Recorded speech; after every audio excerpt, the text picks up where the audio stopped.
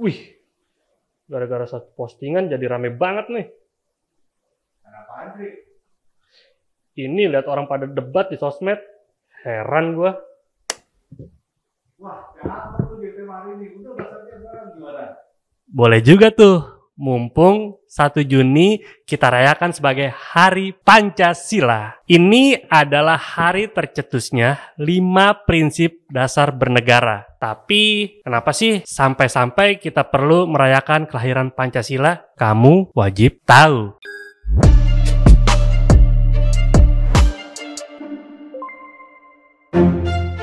Pada 1 Juni 1945, rapat Badan Persiapan Kemerdekaan Indonesia memasuki etape terakhir. Para tokoh dan cendekia berkumpul untuk mendiskusikan prinsip-prinsip bernegara.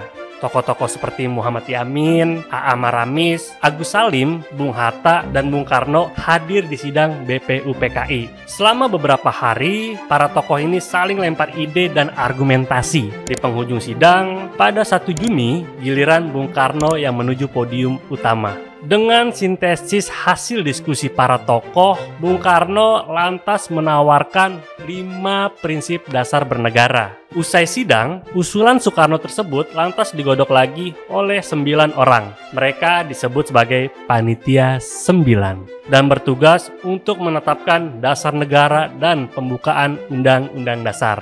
Pada 22 Juni 1945, Panitia 9 memberikan formulasi 5 prinsip di dalam Piagam Jakarta. Isinya tidak banyak berbeda dengan Pancasila yang kita kenal hari ini. Tapi ada satu topik yang menjadi polemik. Dalam Piagam Jakarta, prinsip ketuhanan diformulasikan sebagai ketuhanan dengan kewajiban menjalankan syariat Islam bagi pemeluk-pemeluknya. Di satu sisi, menjawab keberagaman agama dan kepercayaan dari Aceh hingga Papua, dan di saat bersamaan menunjukkan porsi pemeluk Islam yang besar di Indonesia. Beberapa pihak kurang nyaman dengan formulasi tersebut. Tokoh-tokoh asal Indonesia Timur merasa penyebutan syariat Islam bagi pemeluk bisa membuat non-muslim terpinggirkan.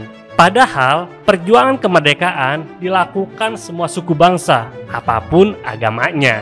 Sementara itu, sebagian kelompok Islam berpandangan bahwa syariat Islam bagi pemeluk tidak bermaksud memaksa pemeluk kepercayaan lain untuk mengadopsi syariat Islam, namun merupakan bentuk penegasan khusus bagi kaum muslim. Kedua argumen sama-sama solid. Masing-masing pihak bisa menjelaskan perspektif mereka dengan baik. Sudut pandang mereka juga sama-sama kuat. Kelompok nasionalis khawatir perbedaan ini bisa menjadi stalemate, alias mentok nggak kemana-mana. Perbedaan pandangan yang bisa menghalangi seluruh rakyat Indonesia untuk bersatu. Akhirnya, Bung Hatta mengusulkan sebuah titik temu, ketuhanan yang Maha Esa. Formulasi ini lantas menjadi sila pertama dari Pancasila yang kita kenal hari ini. Ketuhanan yang Maha Esa bersifat lebih universal. Ia bisa mewakili semangat seluruh pemeluk kepercayaan dan agama di Indonesia tanpa berat sebelah ke satu kelompok saja.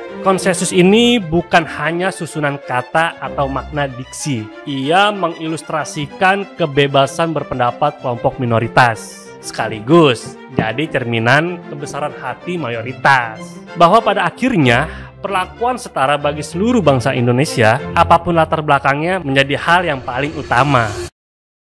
Dan saya persembahkan kepada rakyat Indonesia bahwa Pancasila itu adalah benar-benar satu dasar yang dinamis, satu dasar yang benar-benar dapat menghimpun segenap tenaga rakyat Indonesia, satu dasar yang benar-benar bisa mempersatukan rakyat Indonesia itu untuk bukan saja mencetuskan revolusi, tetapi juga mengakhiri revolusi ini dengan hasil yang baik. Lahirnya Pancasila bukanlah perkara membuat 5 sila. Pancasila merupakan titik temu antara Islam dan nasionalisme, Barat dan Timur, antara prinsip ideal dan realita di depan mata. Diskusi dan argumentasi para tokoh bangsa kerap kali berlangsung panas, tapi masing-masing memahami bahwa tidak mungkin melahirkan ideologi yang kuat tanpa debat terbuka. Jadi debat panas dan debat terbuka itu belum tentu negatif ya. Mereka bisa saja adu debat dengan keras di ruang rapat, tapi saling melempar canda di luar ruangan. Perbedaan pandangan politik tidak lantas menjadi alasan untuk tidak berkawan, teman-teman.